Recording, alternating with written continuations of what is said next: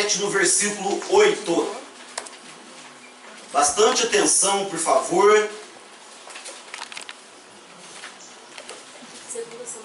Segundo Samuel, segundo, não se diz segunda, ok? Segundo Samuel, viu gente? Olha só, segundo Samuel, não é segunda Samuel, porque segunda Samuel, se você falar segunda Samuel, você vai estar falando segunda livro de Samuel, é certo isso? Não. Livro é masculino, livro é feminino ou masculino? Hã? Então, se você falar segunda, você está falando, atribuindo, né, um adjetivo feminino num artigo masculino. No substantivo, artigo, faltei da palavra de português. Você vai estar colocando um adjetivo feminino num substantivo que é masculino, certo? Então não é segunda Samuel, é segundo Samuel, porque no Velho Testamento se diz livro. Então é segundo Samuel, segundo Crônicas, segundo Reis. Já no Novo Testamento é primeira e segunda, porque é carta ou epístola. Então é primeira carta aos Coríntios, segunda carta aos Coríntios, ok? Todo mundo entendeu, gente? Amém. Os pregadores aí, o pessoal, viu? Estou aproveitando, viu, Diana, da tua deixa aqui para fazer um ensinamento geral aqui, que eu já falei, inclusive, né, até para os líderes, mas muitos ainda continuam, né, atribuindo, misturando, né, o feminino com o masculino. Segundo Samuel, no capítulo 17, no versículo 8. Todos acharam? Então diz assim: disse mais Usai, ou Uzai, bem conheces tu a teu pai e a seus homens, que são valorosos e que estão com o espírito amargurado. Como que eles estavam? Amargurado. Como a ursa no campo, quando é roubada pelos cachorros. E também teu pai é homem de guerra. Era homem de quê? Guerra. E não passará a noite com o povo. Amém? Coloca para mim a imagem aí, por exemplo, daquele homem bem bonitão lá. Não. O outro. Esse é bonito mesmo.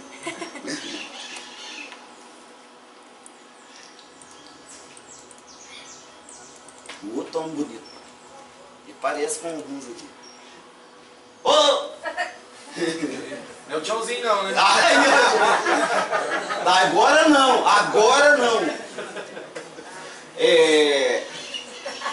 Comigo parece também não. Quem que é esse aí? Frankenstein. Quem já leu ou assistiu a obra de Frankenstein?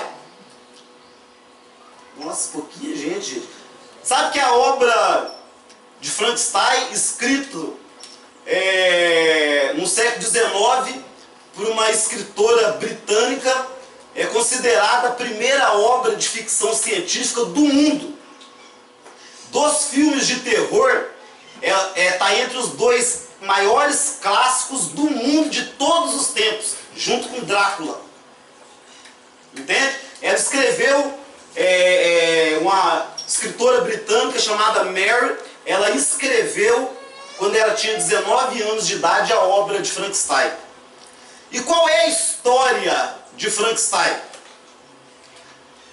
Um jovem cientista chamado William Frankenstein, parece que você não viu, chamado William Frankenstein, ele queria provar que ele poderia dar vida a gente morta.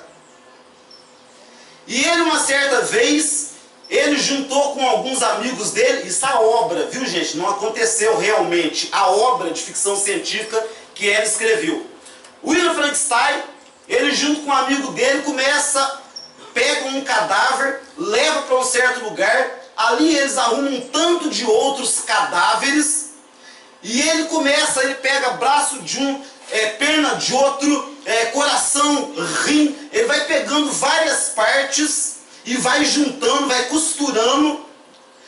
E quando falta um pouquinho, só está faltando um cérebro, eles não acham um cérebro bom ali, que pudesse colocar ali, eles correm no cemitério, arrumam o cérebro, mas o amigo dele que foi no cemitério, ele sem falar para o William, ele pega o cérebro de um assassino e coloca esse cérebro no Frankenstein. E aí o Frankenstein, então, e aí eles conseguem, eles fazem um processo lá e de repente vem um raio naquele, eles jogam um raio em cima daquele cadáver e aquele cadáver então tem vida. Obra de ficção científica, gente. Quem pode dar vida? Só Deus. Só Deus. Amém? E aquele cadáver então tem vida. E o interessante é que quando ele vai criar o Frankenstein, ele começa a pegar as partes mais bonitas dos cadáveres que estão ali. Mas quando ele dá vida ao Frankenstein, olha como que ele fica. A aparência dele. É bonito?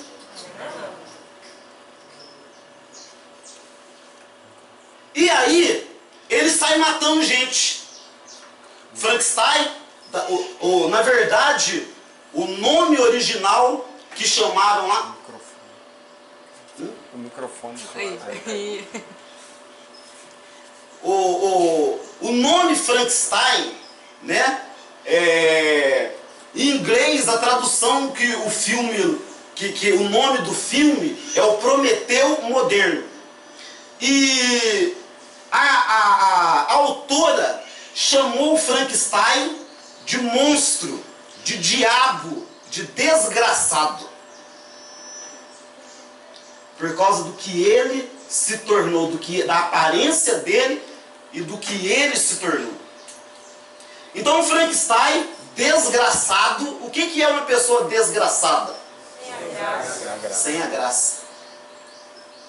Ele sai matando pessoas, um monstro, ele mesmo é cheio de confusão mental, ele tem fortes dores de cabeça, e a questão dele é: quem eu sou afinal? Quem eu sou?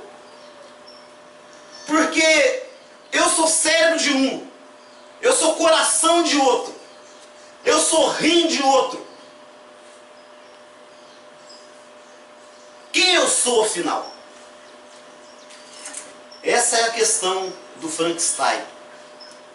Ele não é original. Ele é a mistura de várias e várias pessoas. E o Frankenstein vai ficar aí, para você não esquecer, porque daqui a pouco nós vamos voltar no Frankenstein. Então vai ficar aqui o Frankenstein, mas presta atenção aqui em mim. O texto que nós lemos aqui fala de Davi. A Marta ontem praticamente encerrou, a Marta continuou a minha mensagem, o tema que eu estou falando, enriqueceu ele bastante ontem e finalizou com Davi, praticamente. E eu começo hoje com Davi. Combinamos isso? O Espírito combinou. Né? Então, aqui esse texto que nós lemos está falando de Davi. O que acontece aqui? Davi, ele está fugindo para não ter que matar o seu próprio filho, Absalão, que havia se revoltado contra ele. Daqui a pouco vocês vão entender melhor a história. E Absalão, quando o pai foge e ele assume o reino no lugar do pai, chega um dia que chega lá um homem chamado Aitofel, um conselheiro. E aí esse Aitofel fala para Absalão: olha, o teu pai está vulnerável, os homens dele são vulneráveis, é a hora que a gente deve ir e acabar com a vida do seu pai. Aitofel. Os outros conselheiros dizem a mesma coisa, porque todos vão no conselho de Aitofel. Mas Aitofel tinha lá um homem chamado Usai, que também havia sido conselheiro de Davi. E na verdade Usai, ele estava ali servindo a Absalão, mas o coração dele estava com Davi. Então ele era fiel a Davi, ele não era fiel a Absalão. E aí quando ele chama Usai vai dizer isso aqui para Absalão: não é hora de atacar o teu pai. Porque o teu pai e os homens do teu pai estão com muita raiva, com muito ódio. Muito ódio. Eles estão como uma ursa quando os filhotes dela é tirado. Irmã, você já viu quando tira um pintinho da galinha? Vai lá, tira um pintinho da galinha. Pra você ver o que vai acontecer. O presidente Percinho conta uma história que eu não sei se é verdade, né, William? Que ele viu um dia, veio um gavião, pegou um pintinho da galinha, a galinha foi em cima do gavião e picou o gavião, aquela raiva, aquele ódio, e ela arrancou o pintinho do gavião, o gavião fugiu. Ele sempre conta essa história. Foi? Não sabe.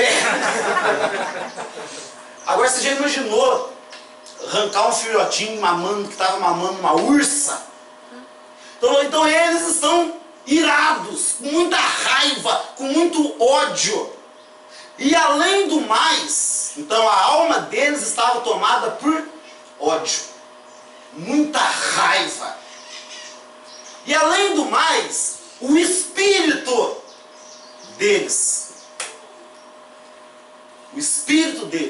está amargurado. Não é hora de atacar o seu pai, porque além disso, você sabe que ele é um homem de guerra. Um homem de guerra, com muita raiva, com muito ódio e com o espírito amargurado. Ele não está conseguindo sentir Deus. Porque Davi, antes, quando chegou diante de Saul, falaram: mata Saul enquanto é tempo. E ele: longe de mim tocar no ungido do Senhor. Mas agora não. Agora o espírito dele está amargurado. E o espírito amargurado não consegue sentir Deus. Então fala: não vai. Porque ele está com a alma dele está cheia de ódio. Ele não está conseguindo sentir Deus. E ele é homem de guerra. Ele vai despedaçar você. E aí Absalão desiste de atacar Davi. Aitofel deu esse conselho para Absalão. Gente, olha como que as feridas da alma são. Sabe quem era Aitofel? Era aquele que Davi falou a respeito dele. Até o meu amigo íntimo, que comia comigo, levantou contra mim o seu calcanhar. Aitofel era amigo íntimo de Davi. Para onde Davi ia, Aitofel estava junto, aconselhando Davi, junto com Davi. Agora Aitofel está dando um conselho para o rebelde filho de Davi: é hora de matar o seu pai. Sabe por quê? Sabe por quê? Quem era Aitofel? O que a Marta falou ontem aqui? Quando Davi pecou, quem foi que Davi mandou chamar? Betseba. Ela estava lá, ela tinha sua família, com certeza levava uma vida boa, estável, porque o marido dela era um dos comandantes da tropa, né, de Davi. E ela está lá tranquila, esperando o seu marido. E de repente, ela é arrancada da sua casa. Ela é levada para o rei e tem que deitar com ele, ter relações sexuais com ele e engravida. Talvez a gente possa pensar assim: mas essa mulher também era sem vergonha. Por que ela não falou não? Não se fala não para o rei. Ninguém tem direito de falar não para o rei. Ela só teve que ser levada e deitar lá e deixar ele fazer o que tinha que fazer. E voltar para a casa dela destruída, humilhada, acabada. Além disso, ela fica viúva. E talvez, eu não sei qual dor maior ela sentiria.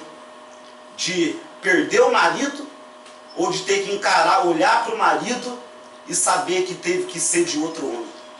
Porque aquilo, hoje, infelizmente, eu estou vivendo uma geração que as meninas se gabam, né? Se gabam. Deitei com fulano. Ai, sabe aquele lá, aquele não sei o que, já deitei com ele. Ai, nossa, sabe aquele lá, aquele que tem aquelas coxas, aquele que joga no time lá da cidade, deitei com ele. Naquela época, era uma vergonha. Era uma vergonha a mulher ser de um homem que ela não era casada com ele. Destruía a mulher por dentro. E o que tem a ver com Aitofel? Aitofel era avô de Betseba. Tá vendo as feridas? Ele era avô de Betseba e ele tomou as dores dela. Ele ficou ferido com aquilo e ele se revoltou contra Davi. E agora é ele que está tentando levar Absalão a arquitetar um plano contra Davi, para matar Davi. Ferida em cima de ferida, amargura em cima de amargura. Quem foi ferido com a atitude de Davi? Betseba. Mas o que a Bíblia diz? Que não permita que nenhuma raiz de amargura brotando vos perturbe, e que por ela muitos sejam contaminados. Então a dor, a amargura de Betseba passou para Aitofel. E ele se tornou um traidor daquele que era o seu melhor amigo.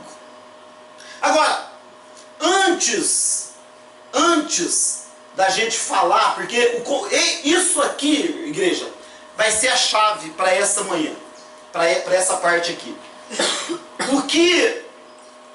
O que o Sai falou para Davi aqui, que ele diz: não é hora de atacar o seu pai. Ele está cheio de ódio, ele está como uma ursa, ele está com o espírito amargurado, ele está como uma ursa quando o filhote dela é roubado. É isso que nós vamos tratar aqui nessa manhã. Mas antes, nós precisamos saber por que Davi ele está com tanto ódio e com o coração cheio de ódio, o espírito tão amargurado assim. Quem foi Davi antes de se tornar esse homem que a Marta falou ontem aqui? O rei, o homem segundo o coração de Deus. Aliás, o homem segundo o coração de Deus, Davi é desde a sua meninice, né? Mas antes dele se tornar o grande, o poderoso rei Davi, ele é o 8º filho de Jessé. Primeira coisa que nós vemos aqui é que Davi, ele tem que trabalhar desde criança, porque acredita-se que ele foi ungido com 13 anos. Mas com 11, pelo menos com 11 anos, ele já estava no pasto, cuidando das ovelhas do pai dele. Ele não estava brincando de bola. Ele não estava brincando de carrinho. Ele não estava na escola. Ele estava no campo, ralando, cuidando das ovelhas. Gente, será que cuidar de ovelha, cuidar de um gado no campo é serviço leve ou pesado? Primeira coisa que a gente vê aqui em Davi é que a infância dele pode ter sido roubada. Ele teve que trabalhar duro, enquanto talvez era a hora de estar brincando de bola com os amigos da escola. Trazendo, é claro, dos nossos dias. O que nós vemos aqui é que Davi também, ele não era o filhinho predileto do papai. Ah, gente, isso dói. Isso dói. Ele não era o filhinho predileto do papai. Nós vemos isso muito claro quando Deus manda Samuel ir até a casa de Jessé, que era o pai de Davi, para ungir o futuro rei. O pai dele chama todos os irmãos, menos um. Quem era? Davi, 12 para 13 anos, lá cuidando das ovelhas, e o pai dele sentado na mesa, com o sacerdote e com os outros filhos, e o pai dele não dá conta que está faltando um. Porque, gente, imagina, Samuel olha para um, vai ungir, não, mas ele é muito bonito, mas não é ele. Aí ele olhava e falou, nossa, certamente é esse, que homem formoso, bonito, músculo. Não, mas não é esse. Aí ele vai, não é esse também. Não era para Jessé chamar um Deus, nossa, corre lá que está faltando Davi. Não. Depois que passou todos, aí Samuel perguntou, mas não é possível. Não é possível. Não tem mais um, não tem mais ninguém. Aí que o pai de Davi vai falar, tem mais um. É o menininho lá que está cuidando das ovelhas lá no campo. Isso dói.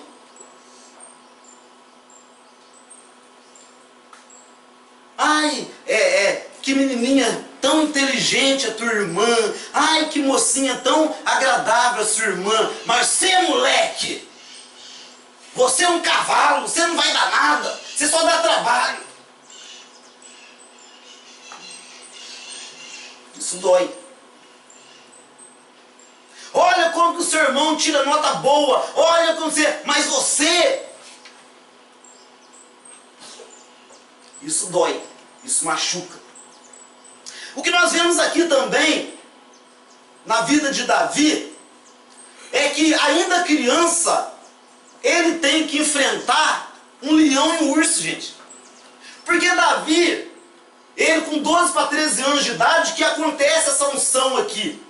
Porque Samuel unge ele ali naquele momento como rei. Mas lembram quando ele vai falar com Samuel, que Samuel não quer, com Saul, que Saul não quer deixar ele enfrentar Golias? Aí ele convence Saul que jeito. Olha, eu estava pastoreando as ovelhas do meu pai e veio um leão querendo pegar as ovelhas. Eu lutei com aquele leão e matei. Veio um urso, eu lutei com aquele urso e eu matei. Gente, quantos anos será que Davi tinha? 8? 9? 10? 11? É a idade de estar enfrentando o urso? É a idade de estar lutando com o urso? E uma coisa que machuca, gente, é quando a gente tem que começar a lutar muito cedo, a batalhar muito cedo. Eu com 9 anos de idade, eu tinha que sustentar a mim mesmo. Eu tinha que lutar. Eu lembro com 9 anos, eu não conseguia serviço. Eu descobri uma horta perto da minha casa que moravam uns estudantes que lá tinha um pé de limão. Eu esperava eles ir para a faculdade, eu pulava naquela horta, roubava os limão e saía na rua vendendo limão. Porque senão eu não comia, não tinha material de escola, não tinha uma roupa para vestir. Tem que começar a lutar muito cedo. Tem que começar a enfrentar fera dentro de casa muito cedo. Separação dos pais, briga dos pais, um ambiente turbulento em casa, falta de recurso. Começa a enfrentar fera muito cedo, isso machuca. Davi, ele é ungido com 13 anos, mas ninguém leva ele para o palácio. Ele é ungido rei. E quando ele é ungido rei, começa a pressão sobre a vida de Davi. Porque ele foi ungido, não foi para o palácio, mas ele vai ser rei. Você já imaginou a pressão que está sobre a vida dele? A pressão machuca. A pressão adoece. Menino, porque você... você tem que ir para a igreja e lá, olha lá aquele menino lá, olha como que aquele menino, daquele fulano, filho lá, serve a Deus, olha como aquele fulano lá, filho do ciclano, tem unção e você não quer nada com Deus, você não presta, você não faz nada na igreja. Olha lá, aquele fulano tira sua nota boa, que agora você é um burro, você não tira nota, você não vai para frente, você não consegue fazer nada na escola, você não vai formar nunca. Olha lá o filho daquela pessoa lá, estudou, já formou. Pressão, pressão, pressão. Você não vai casar. Não tem condição de você casar, você não sabe fazer nada. Você, menino, vagabundo, você não arruma um serviço para você, como você vai sustentar uma família? Pressão, pressão, pressão. Isso adoece.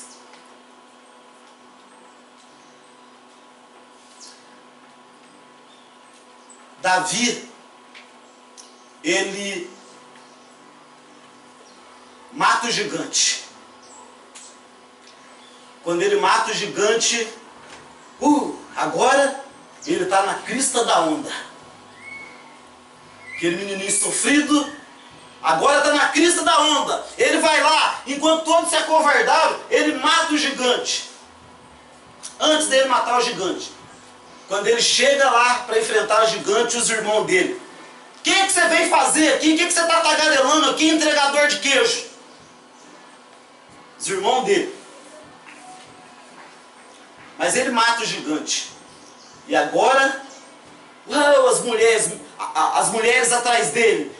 Davi, cantando para ele. Davi, Saul matou milhares, mas Davi centenas de milhares. Exaltando Davi. Ele vai para o palácio, não como rei ainda. E parece que tudo vai ficar bem. Mas ele começa a ser perseguido por Saul. Aquele que ele o ajudava. Isso dói, gente. O pastor sabe muito bem o que é isso. Ele ajudava Saul. Ele protegeu Saul. Ele livrou Saul da derrota, da vergonha, da zombaria. Mas a Bíblia diz que Saul tinha hora que ele ficava louco e ele era tomado por espírito maligno. Ele ficava em possesso. E aí Davi chegava, começava a tocar a arpinha dele perto de Saul. Aí Saul ia acalmando, ia acalmando, ia acalmando, e era liberto. E ficava bem de novo. Ele fez o bem para Saul. E sabe agora o que Saul está fazendo? Toca aí, menina, sua harpa. Pegava a flecha, e aí Davi, não faz isso não. Continua tocando, moleque. Ele tinha que continuar tocando. Aí pegava a flecha, e aí Davi desviava. Toca, moleque. Ele tinha que tocar a harpa e desviar de flecha. Até que ele tem que fugir, para não ser morto por Saul. Quem era Saul? Aquele que ele fez o mal? Aquele que ele fez o bem, agora está atirando flecha nele. Isso dói ou não? Isso machuca. Você faz o bem para a pessoa, você se dedica para a pessoa, e a pessoa se levanta contra você, a pessoa começa a falar de você, a pessoa começa a tirar flecha em você. Então ele foge. E quando ele foge, ele tem que deixar para trás a sua esposa, porque ele havia casado com a filha de Saul. Ele não tinha filhos ainda, mas ele tem que deixar o seu pai, a sua mãe, os seus irmãos para trás. E ele foge. Ele é excluído. Ele é excluído, ele é tirado. Isso dói. E aí, no ambiente da exclusão, ele, cheio já de ferida, de dor, de amargurado, a Bíblia diz que 400 homens se juntam a ele. Agora, lembra que eu falei no domingo que gente doente atrai o quê? Gente doente. Sabe quem é esses homens que se uniam a ele? A Bíblia diz que eram homens amargurados, vagabundos, levianos, que não valiam nada e que estavam com o espírito amargurado, igualzinho Davi estava. Escória da sociedade. Escória da sociedade. Aí eu quero abrir um parênteses para você, porque eu estou falando aqui das coisas ruins que está acontecendo com Davi e que está ferindo ele. Mas eu quero abrir um parênteses aqui para quem fala, né? Às vezes a gente como pai, meu filhinho é bonzinho, mas ele os amiguinhos dele tirou ele de cabeça. Davi uniu com 400 homens amargurados. Mas Davi, quando Davi se recupera, a gente vai ver aqui, todo mundo está amargurado igual ele. Mas quando Davi se recupera e Davi começa a sentir Deus de novo, ele restaura a vida daqueles homens todos. E eles se tornam todos homens valorosos. Ele não sofreu a influência daqueles homens, ele influenciou. Amém? Amém. Então Davi se une com esses homens. O que acontece? Saul morre. Todo o povo aclama Davi como rei. Ele volta para Israel. Ele traz a arca de Deus. Agora eu vou voltar com tudo. Agora eu vou recomeçar com tudo. Agora ninguém me segura. Traz a arca aí. Agora nós vamos tomar conta desse reino. Vamos arrebentar a boca do balão. Quando ele acaba de chegar, a mulher dele o despreza.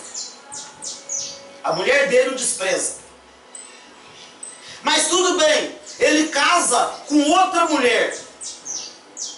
E recomeça a vida dele reinando. Tudo agora parece que vai bem. Agora Davi vai ser curado. Agora Davi não vai ter mais motivo para estar como uma ursa. Aí acontece que um dia, um dos seus filhos vê uma das suas filhas, Amnon, avista Tamar. E a Bíblia diz que quando ele avista Tamar, o que já me falou aqui do boi? Olha que Amnon viu Tamar, ele...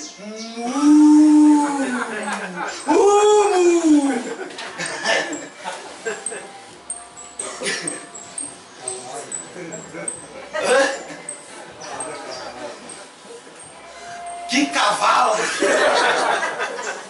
Você não vem usar a linguagem do Jaime não, que mora em Nova Serrana. Eu sou da cultura de Ariado. Ele viu aqui a cavala. O que ele faz? Arruma um plano lá, tudo, e ele violenta Tamar. Uma outra coisa, eu vou abrir um outro parênteses aqui. E eu acho que eu não vou conseguir ministrar tudo que eu tenho. Mas vou abrir um outro parênteses aqui para a moça. Aquele Amnon ficou doidinho por causa de Tamar. Ele pega Tamar e violenta Tamar. Mas o que a Marta falou ontem? Quando uma mulher era violentada, ela só podia se casar com aquele que teve relação com ela. Tudo bem, então violentou ela, tal. Agora, Amnon, já que você gostou tanto dela, já que você achou ela tão cavala, já que o teu muro foi tão forte, então agora você pode ficar com ela e deitar com ela quando você quiser. Meninas, presta atenção como que é o homem. Eu sou homem, vivi na lama da lama do mundo. E eu posso dizer isso muito bem para você. Olha como que é o homem. Sabe o que a minha irmã fala? Quer saber disso não. Quer saber desse trem não, já usei. Já usei já o que eu queria, já fiz o que eu queria. Leva esse trem de volta. É isso que o homem faz. É isso que o homem faz.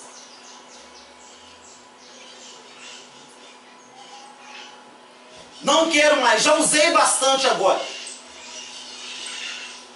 por favor, não os homens que tiveram o caráter convertido por Deus. Moça, se você está com um homem que teve o caráter convertido por Deus, valoriza ele, casa com ele.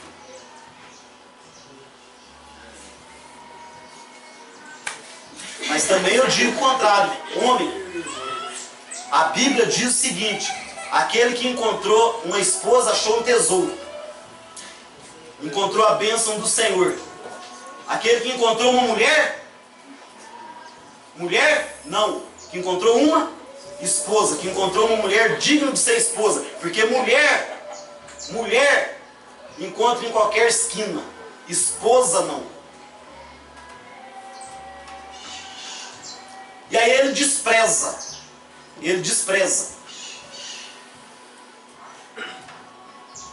Então, entra a história de Absalão. Absalão vai, mata Aminon.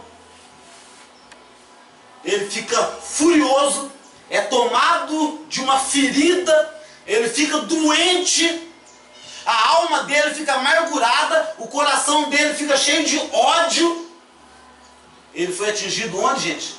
Na alma, no espírito. Não começa a sentir Deus mais. Vai lá, mata o Aminon. A tragédia acontece na casa de Davi. Uma tragédia. Ferida em cima de quê, gente? Ferida. Doença em cima de doença. Abismo chamando outro abismo. E tem mais. A gente pode pensar assim, nossa, mas Davi, né? A Marta falou ontem, né? Davi pecou, deitou com aquela mulher lá, ainda casou com ela, né? Foi um homem segundo o coração de Deus, o grande homem. Ah, o pecado vale a pena, né?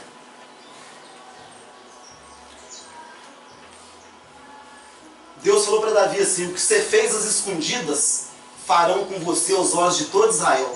Sabe o que Aitofel? Quem era Aitofel, gente? Um amigo chegado. Um amigo chegado que ficou cheio de ódio, cheio de raiva, com o espírito amargurado, falou para Absalão: Absalão, pega, Davi tinha muitas mulheres, pega essas mulheres aí do teu pai e deita com elas. Aí Absalão disse: nossa, é mesmo, né? Vou com elas pro quarto. Não, lá no terraço. Sabe o que acontece? O filho de Davi tem relação com as mulheres do pai dele, com todo Israel vendo sexo ao vivo. Para quem quisesse ver. Pecado vale a pena, né?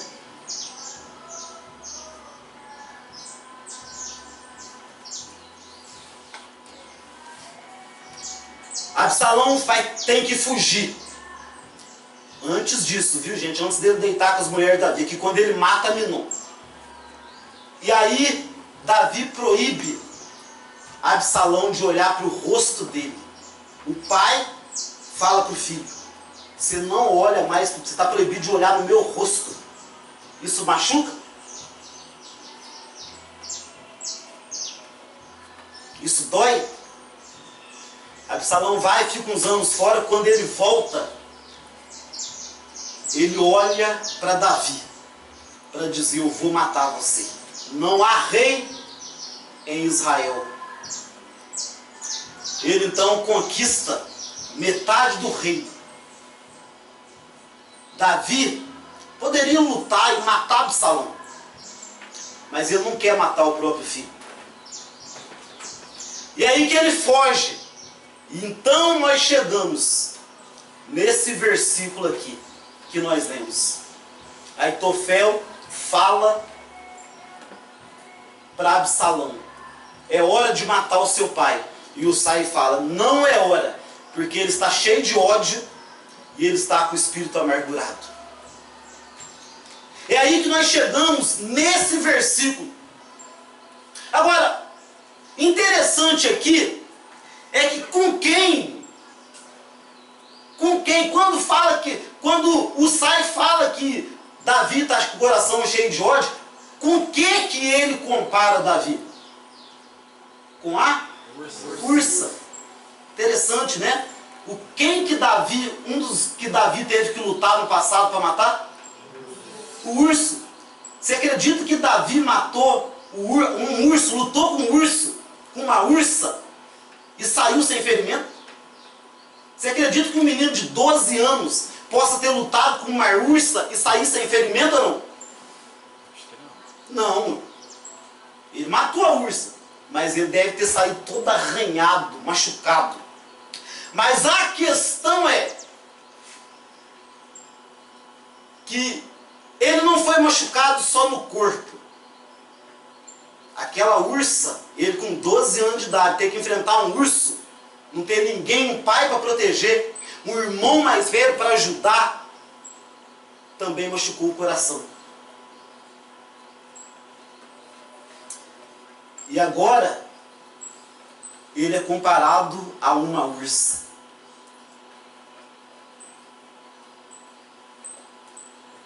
Onde que eu quero chegar? Cadê o Frankenstein? Quem era o Frankenstein? Ele era original? Não. Um poeta diz o seguinte: Deus nos faz originais, mas na nossa caminhada nós vamos deixando coisas ser implantado em nós e fazer parte de nós, e que depois nós morremos como uma cópia qualquer. Onde que eu quero chegar com isso aqui? Se nós não tomarmos cuidado, nós deixaremos de ser quem Deus planejou que fôssemos, e vamos ser um monstro formado pelas lutas, dores e pessoas que passaram pelas nossas vidas. Cada luta que você enfrenta, se você não tomar cuidado, deixa uma marca em você, e você começa a se tornar um pouco daquela luta que você enfrentou. Cada pessoa que você detesta, se você não tomar cuidado, você passa a ser um pouco daquela pessoa.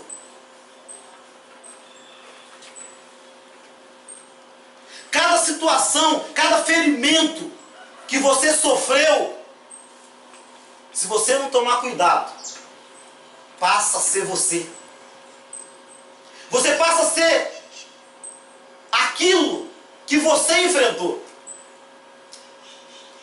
O Frankenstein, ele era uma parte, ele não sabia quem ele era mais.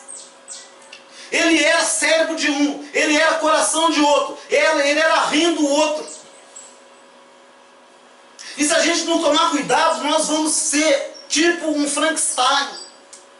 Luiz Frankenstein, Diana Frankenstein,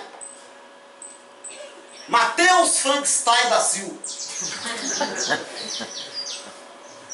Se a gente não tomar cuidado, nós vamos ser monstros ambulantes. Não, pastor, mas eu sou bonitão, olha esse Frankenstein. E por dentro? Eu acho que Frankenstein era mais feio por dentro do que por fora.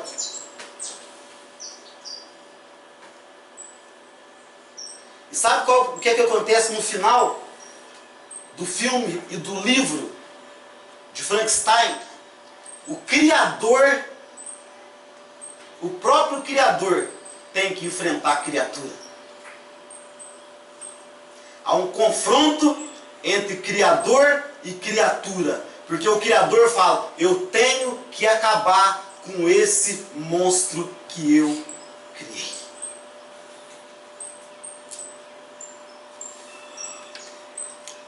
Todos nós compareceremos diante do tribunal de Deus, e cada um dará conta das suas obras.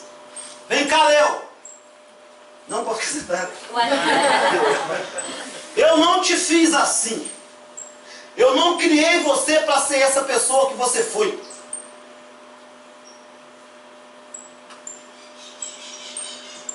As obras que era para você realizar não eram essas.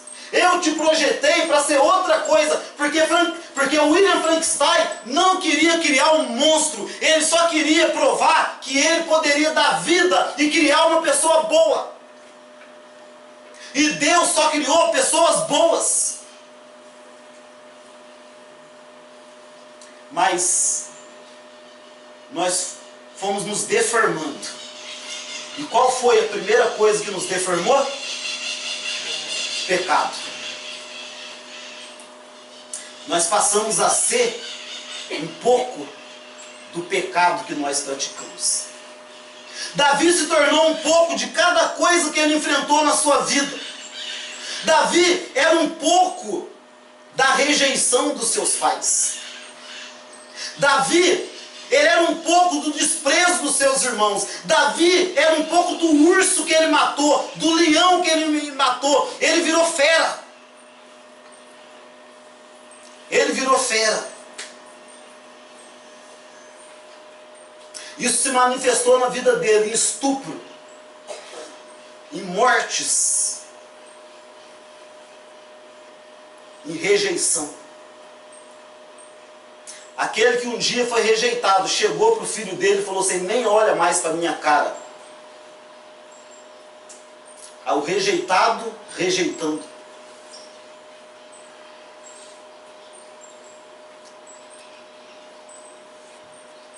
Davi se tornou um pouco da covardia que ele viu em Golias. Davi se tornou um pouco do ciúme de Saul, da ingratidão de Saul. Davi, ele se tornou um pouco da rebeldia de Absalão. Davi se tornou um pouco do desprezo de Milcal. Ele era um pouco de todos e de tudo que ele enfrentou.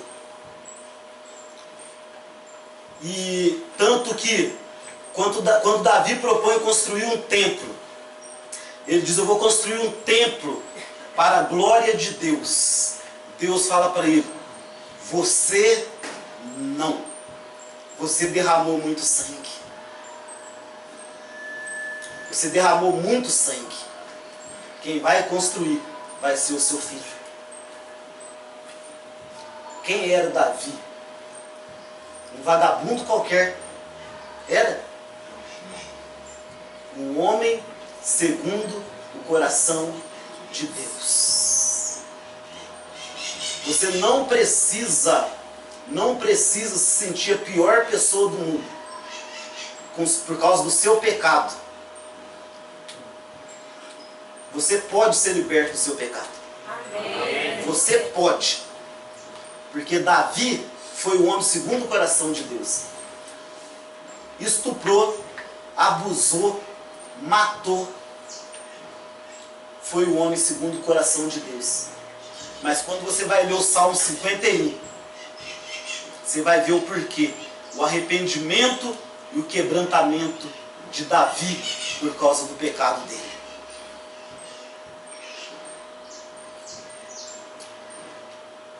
Se você não tomar cuidado, você pode estar se tornando um pouco daquilo que você detestava nos seus pais. Se você não tomar cuidado, você pode estar se tornando um pouco daquilo que você odiava nos seus professores. Se você não tomar cuidado, você pode ser um pouco daquilo que você odiava nos seus patrões. Se você não tomar cuidado, você pode ser um pouco daquilo que você odiava nos seus colegas da escola. Sabe? Aquele filho que fala, eu não quero ser como meu pai. Eu não quero ser como meu pai. Meu pai maltratava a minha mãe. Eu não quero ser como meu pai. Quando ele se vê, ele está sendo igualzinho o pai dele.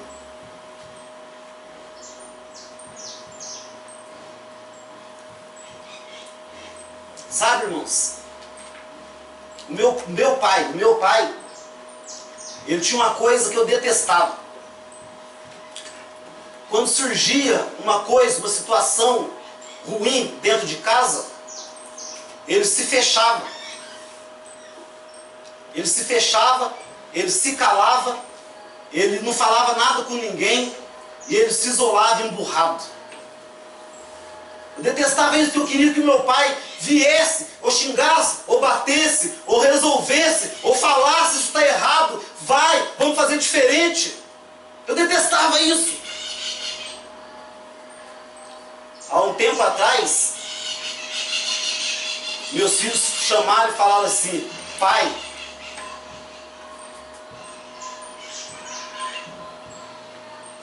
você está fazendo a mesma coisa. Não falaram que eu estou fazendo a mesma coisa, porque eles não sabem da história do meu pai. Mas o que eles falavam é o que eu detestava no meu pai. E agora eu estava fazendo igual. Monstros que vêm viver dentro de nós. Mário Quintana, um poeta, ele diz o seguinte: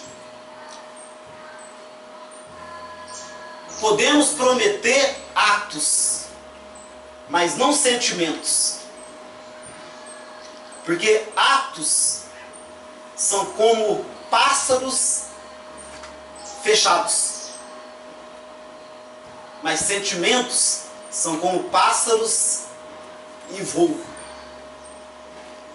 Tem muita coisa, sentimentos que vêm morar dentro de nós que a gente não queria eles ali. A gente não queria que ele estivesse ali dentro de nós. Mas ainda assim, a gente não consegue ter controle e eles vêm morar dentro de nós. Mas o que eu quero dizer para você é que nós podemos ser livres. Amém. O que eu quero dizer é que muitos já foram livres e curados ontem. Na verdade, começaram a ser curados desde quando o Léo começou a ministrar no sábado. Mas a palavra de hoje, finalizando, é para ratificar e dizer para você que você pode continuar livre. E que se porventura alguém ainda não foi livre, nós não vamos fazer aquele movimento de oração que nós fizemos ontem. Mas você pode ser livre, porque a palavra é suficiente em si mesma. O movimento de oração, aquilo que aconteceu ontem, talvez você fale, já perdi a oportunidade. Não, a própria palavra, ela tem poder para curar você. Amém. Aleluia. Porque ela é poderosa em si mesma. Você pode ser livre. Você pode ser liberto desse pecado. Não digo que você não pode. Se Davi pôde, você também pode. Se Davi estava com o coração cheio de ódio, com o espírito amargurado, e ele foi um homem segundo o coração de Deus, então você também pode. Se Davi pecou, derramou sangue, violentou, traiu. Porque uma das coisas que eu esqueci de falar de Davi é que aquele que foi traído, traiu. Você já imaginou, Jair, a covardia de um homem pegar um homem que defende ele na guerra e colocar para ser morto na linha de frente? Dói ou não dói? Se Davi pôde, você também pode.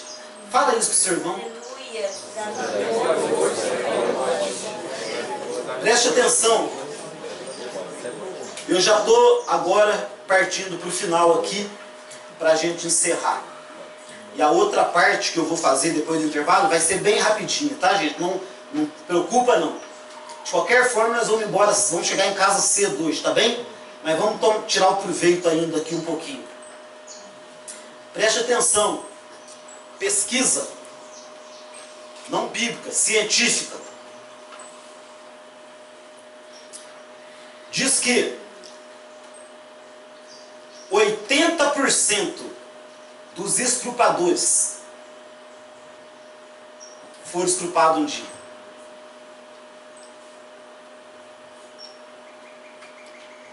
Eles se tornaram aquilo que eles enfrentaram. Diz que 70% das prostitutas foram violentadas quando criança. Diz que 60% das pessoas viciadas em sexo sofreram algum tipo de abuso na infância. Pessoas que viciadas em sexo sofreram algum tipo de abuso quando criança. E sabe o que?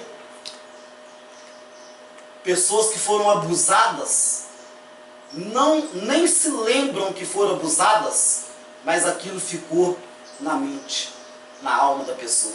Escute o que eu vou falar. Aconteceu, fato venério. Uma tia, uma mulher ia trabalhar, deixava o seu filhinho de 2 para 3 anos com uma irmã dela, ou com uma prima dela. Essa mulher, essa prima, era doente. E sabe o que ela começou a fazer com aquele menininho de 2 para 3 anos de idade? Pais, por favor, muito cuidado com quem você deixa as criancinhas pequenas. Muito cuidado, tem muita gente que você não sabe e é doente. Uma prima super agradável, uma pessoa boa, uma pessoa de confiança, honesta, mas era doente, ninguém sabia. Sabe o que ela começou a fazer? Ela começou a mexer, ficava mexendo no piruzinho daquela criança de 2 para 3 anos de idade. Ficou mexendo tempos e tempos fazendo aquilo, abusando. 2 para 3 anos, aquela criança sabia que estava sendo abusada? Não sabia, gente. Ela não sabia, para ela aquilo devia ser um carinho, um gesto de amor. E estava sendo abusado.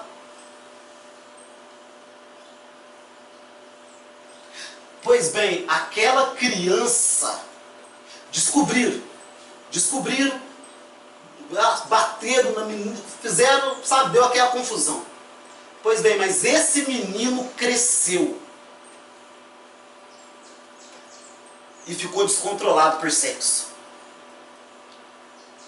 Ele queria sexo todo dia, fazer sexo com homem, fazer sexo com mulher. Ele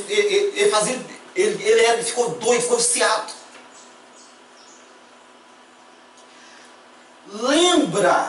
Lembra que eu falei que tem doença sim, nós não podemos desprezar a medicina, porque tem doença sim que pode ser curada com a medicina? Esse menino começou a ir no psicólogo, esse rapaz começou a ir no psicólogo e tal, e ele contou, porque ele ficou sabendo dessa história mais tarde, ele contou para o psicólogo o que aconteceu. O que essa tia veio? Porque o psicólogo ficou apertando ele, falando para ele, e acabou contando isso, porque para ele era uma coisa irrelevante, né? Só que, sabe o que aconteceu? Porque começou a contar, as lágrimas começou a descer.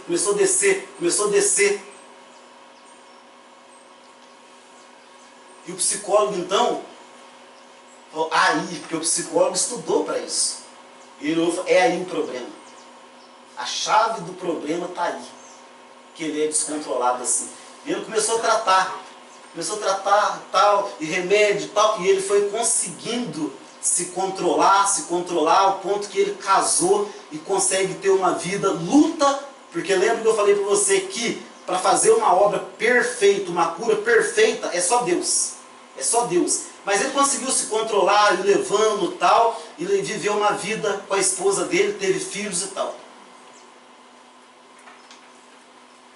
Nem sabia que havia sido abusado, se tornou um abusador. Porque aquilo que ele enfrentou veio morar dentro dele. Diz que 65% das pessoas que traem foram traídas um dia. 60% das pessoas que traem foram traídas um dia. Davi traiu? Hã? Ele foi traído? Foi.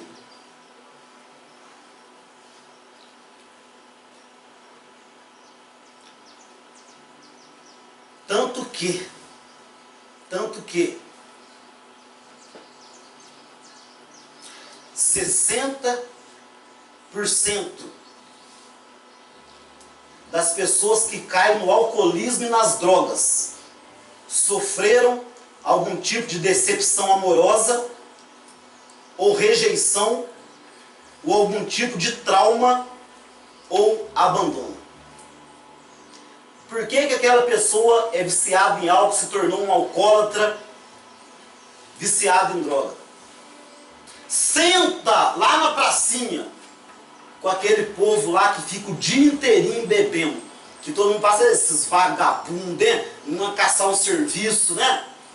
Senta com eles e procura saber a história deles.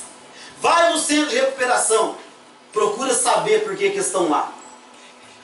Se de uma hora para outra, é óbvio, gente, você está vendo aqui que nenhuma pesquisa é 100%, porque existe exceções e exceções e exceções.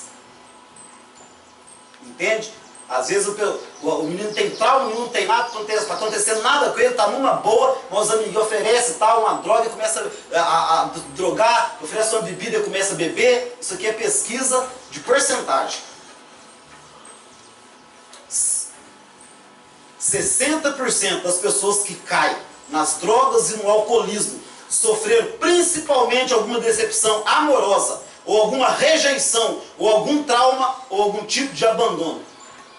55% das pessoas com timidez, que sofrem com timidez, foram reprimidas quando adolescente ou criança. E às vezes nem sabem do fato em si, mas foram. 40%, não, peraí, 50% das pessoas com problema de ciúme doentio é porque sofreram trauma de ver o pai ou a mãe sendo traído. E a pessoa vai ter relacionamento e ela começa a ter aquele ciúme doentio. Se o meu pai traiu, ele vai me trair também. Se o meu pai traiu minha mãe, ele vai me trair também. Se o meu pai traiu minha mãe, ele vai me trair também. Ah, se a minha mãe traiu meu pai, vai me trair também. Desenvolve um ciúme doentio por causa do trauma. 40% dos casais que se separam, um dos dois é filho de pais separados. Gente, eu posso estar sendo um pouco daquilo que eu odiava. Eu posso estar sendo um pouco daquilo que eu sofri. Eu posso estar sendo um pouco da rejeição que eu sofri, da humilhação que eu passei, da traição que fizeram comigo, da doença que eu tive que enfrentar. Eu posso estar sendo um pouco de cada coisa que eu enfrentei. Eu posso estar sendo um gibi Frankenstein.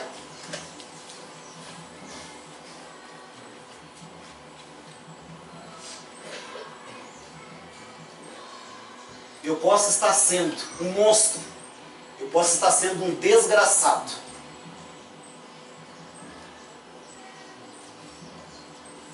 Onde está a cura? Qual é a cura? Que eu finalizei no domingo. A cura específica que eu vou falar agora. Conhecimento de Deus. Fala para o seu irmão, conhecimento de Deus. Conhecimento de Deus. Dá um chacoalhão no seu irmão e fala assim, não dorme agora não. Dorme não. Dorme não. Dorme não, Dedão. Dorme não, pastor. Isso.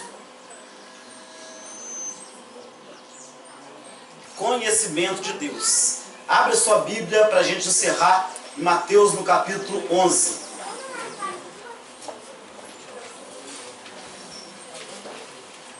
Mateus no capítulo 11.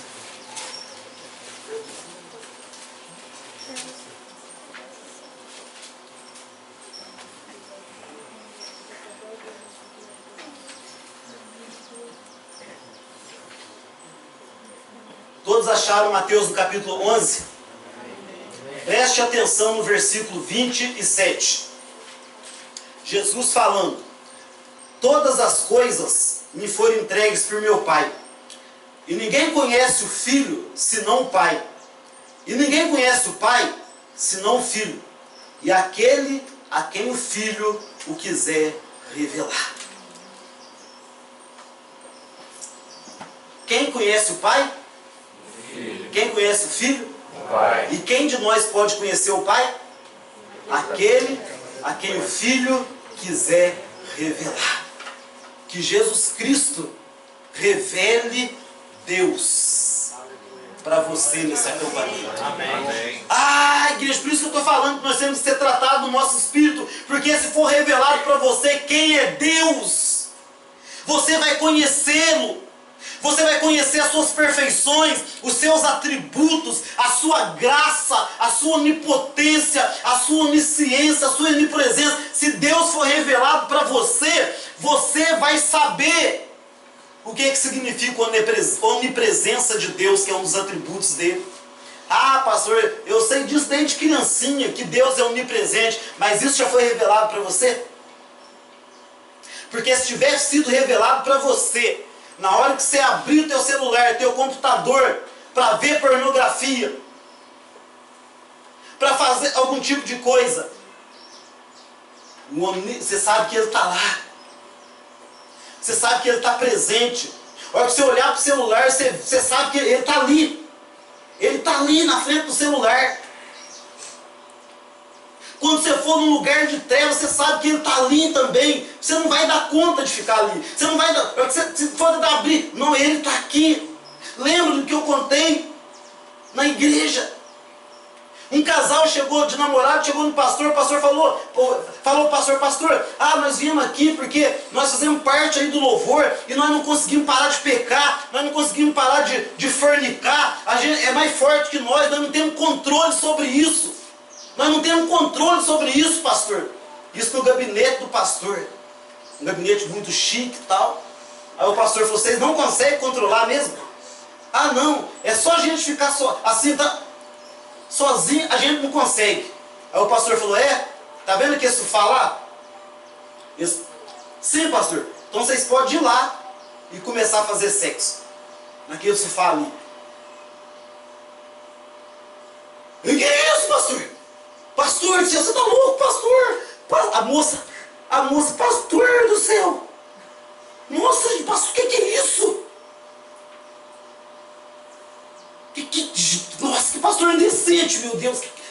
Esse homem profano. Pode ir lá, tira a roupa e vai lá e pode fazer. Eles já iam levantar para o pastor. Peraí, por que vocês não querem fazer? Você acha que eu não vou fazer isso na tua frente?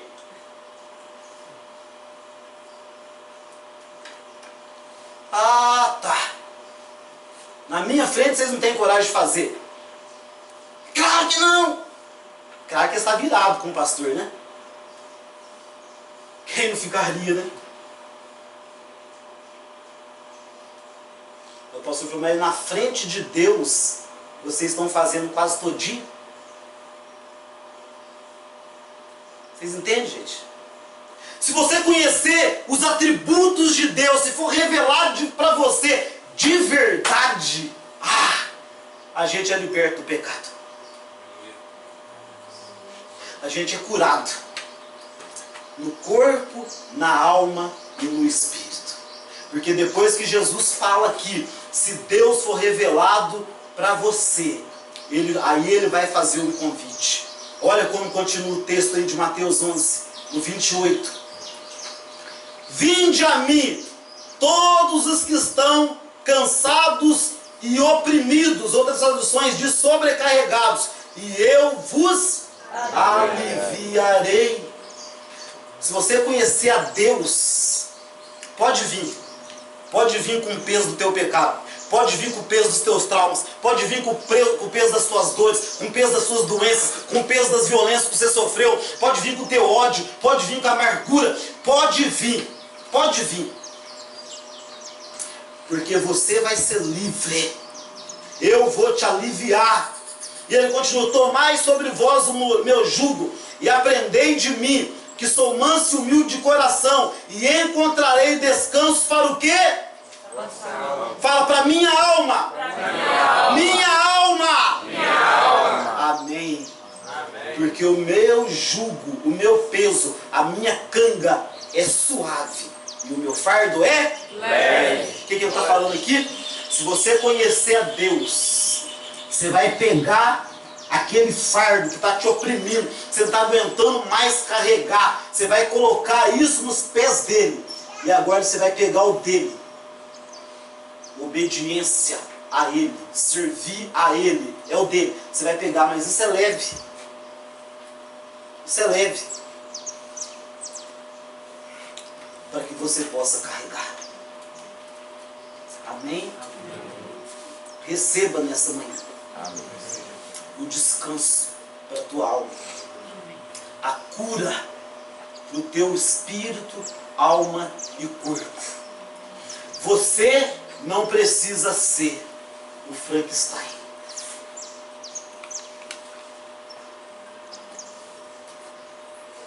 Quem é você? Pergunta para o seu irmão. Quem é você? Quem é você? Quem é você? É o Frankenstein? Não. Você é o Frankenstein? Não. Você é o Frankenstein ou não? Não. Você é o Frankenstein ou não? Não. Você é um monstro? Não. Desgraçado? Não. Ogre? Não. E tudo isso é o nome dos nomes dele. Você é o diabo? Não. É o nome dele, viu, gente? Você é o Frankenstein ou não? Não. Quem você é? Eu sou de Jesus. Eu sou de Jesus. Eu vou perguntar de novo, você vai falar qual é a tua identidade, que já foi falado aqui na frente. Você é o Frankenstein? Não. Quem você é? A sua identidade já está sendo falada. Mais gente falou agora. Quem você é? Você é o Frankenstein? Não. Monstro? Não. Desgraçado? Não. Quem você é? Filho de Deus. Acho que ainda está fraco. Você ainda está com dúvida de se você é o Frankenstein ou não. Tem gente que está com dúvida se é o Frankenstein ou não. E vai acontecer a libertação dos Frankensteinismo agora. Amém. O Frankensteinismo, nem sei o que falar. O Frankensteinismo vai sair de você agora. Você é o Frankenstein? Não! Ogre? Não! Diabo? Não! Desgraçado? Não! Quem você é? Filho de Deus! Aleluia. Quem você é? Filho de Deus! O exemplo está sendo dado aqui na frente. Eu vou de novo que vai ter libertação. Vai ter libertação. Vai ter. Você vai confessar com convicção com a tua boca. Gente, é em tom de brincadeira, mas é sério. Vai acontecer a libertação. Amém. O Frankensteinismo. Você é o Frankenstein? Não! Ogre? Não! Desgraçado? Não! Quem você é? Filho de Deus!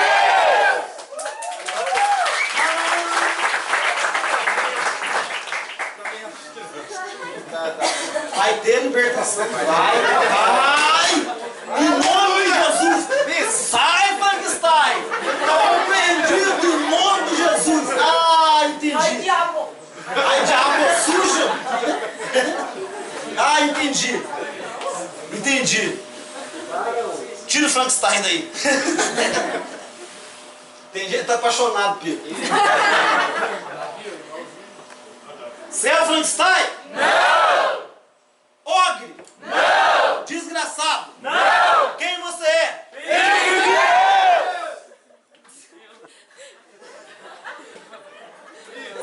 Outra vez. Quem você é? Filho de Deus! Aplausos pra ele.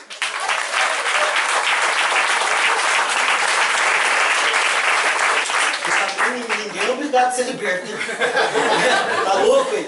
O que você pregou? O que você pregou domingo? Livre? Arbítrio.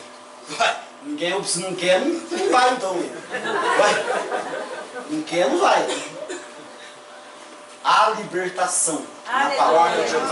Receba isso. Eu profetizo libertação de todo Frankenstein.